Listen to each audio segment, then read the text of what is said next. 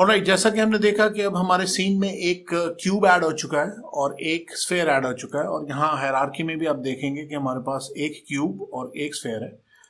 आप इन ऑब्जेक्ट्स जो कि आपकी स्क्रीन पे सीन विंडो में नजर आ रहे हैं उन पे डायरेक्टली क्लिक भी कर सकते हैं टू सेलेक्ट देम, और आप यहाँ हायरार्की में भी अगर क्लिक करेंगे तो वही ऑब्जेक्ट सेलेक्ट होगा जिस पे आप क्लिक करेंगे।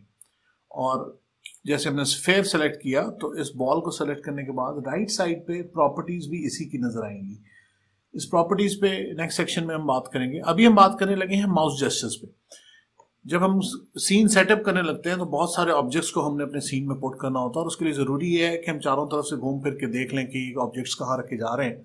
So first of all make sure कि आपके पास एक 3 बटन या 2 बटन विद स्क्रॉलर माउस जरूर हो, और इस माउस की मदद से हम कुछ जेस्चर्स आपको मैं बताना चाहूंगा जो कि बहुत यूजफुल होंगे। For example, first thing is the scroller. अगर आप इस स्क्रॉलर व्हील को मूव करेंगे तो आप देखेंगे कि आप एक्चुअली सीन के अंदर zoom in and zoom out कर रहे हैं। So you are going closer और गेटिंग अवे।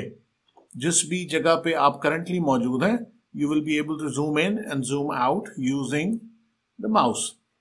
माउस रोलर, ये जो स्क्रॉल व्हील होता है, इस व्हील को डाउन एंड अप करने से zoom in and zoom out होगा।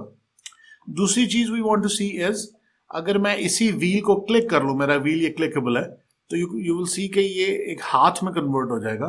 एंड इसको क्लिक किए व्हेन आई मूव अराउंड तो it is actually becoming a hold tool, hand tool कह लें इसको। आप देखेंगे कि यहाँ पे भी लेफ्ट टॉप पे एक हैंड टूल अवेलेबल है, यहाँ से भी आप क्लिक करके इसको मूव अराउंड कर सकते हैं। But usually we are more busy rotating and translating objects, तो बिल्कुल सेंटर माउस क्लिक करें और you could move around the scenario. तो पूरा सीन आप हाथ से उठा के दाएं बाएं कर रहे हैं। इसी तरह अगर आप राइट क्लिक करें, राइट क्लिक, तो आपकी ये माउस जो है वो एक आंख में बदल जाएगा। And when you move right left up down, तो ऐसा है जैसे हम अपनी गर्दन हिला के अपना हेड मूव करके we are looking around in the scene. Similarly अगर मैं लेफ्ट माउस क्लिक करूंगा तो ये एक रेंज बन जाती है। सो मैं एक से ज्यादा ऑब्जेक्ट्स को सिलेक्ट करने के लिए left mouse, normal left mouse use कर सकते हैं।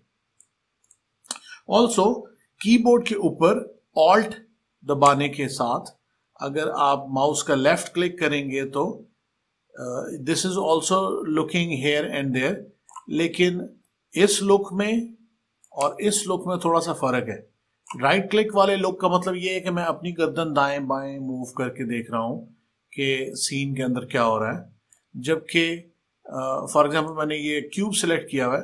अब अगर मैं ऑल्ट दबा के रोटेट करूंगा तो मैं इस बॉक्स के गिर्द रोटेट कर रहा हूं, मैं गर्दन नहीं मूव कर रहा, मैं खुद पूरा घूम के इस बॉक्स के गिर्द ऊपर नीचे हो रहा हूं। या अगर मैं कैमरा सेलेक्ट कर लूं तो अब मैं इस सिनेरियो के अगेंस्ट कैमरे के आगे पीछे घूम रहा हूँ। So what ever is in the centre of my screen, मेरे सेंटर ऑफ द स्क्रीन में अगर ये स्फेयर है तो अब मैं अगर ऑल्ट दबा के मूव करूंगा तो I will be actually moving around the sphere. थोड़ा सा टाइम लगेगा आदत पड़ने में कि हम उसको कैसे मूव करते हैं, लेकिन ऑल्ट के साथ क्लिक इज डिफरेंट, ऑल्ट के साथ राइट क्लिक इज डिफरेंट। अब अगर आपने ऑल्ट दबा के राइट क्लिक किया तो ये आपके स्क्रॉलर वाला काम करता है।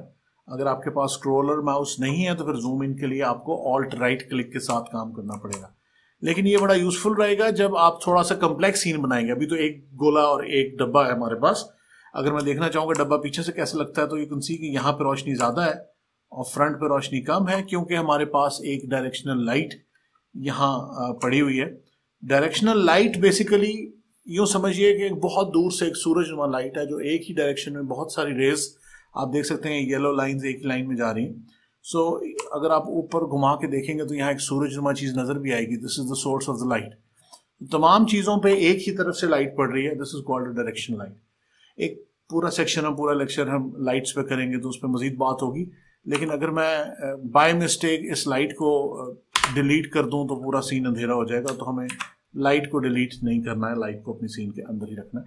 सो ये है माउस जेस्चर्स जिसकी मदद से हम अपने सीन में दाएं बाएं ऊपर नीचे मूव कर सकते हैं। अगले सेक्शन में हम देखेंगे कि हमें आपकी असाइनमेंट में क्या काम करना है। So we are coming to the end of the section 1। Section 1 के आखिर में एक छोटी सी असाइनमेंट होगी जिसमें कुछ ऑब्जेक्ट्स को आप इकट्ठा करके रखेंगे। तो अगले सेक्शन में हम देखेंगे कि आपकी असाइनमेंट में क्या काम आपको मिलने वाला है।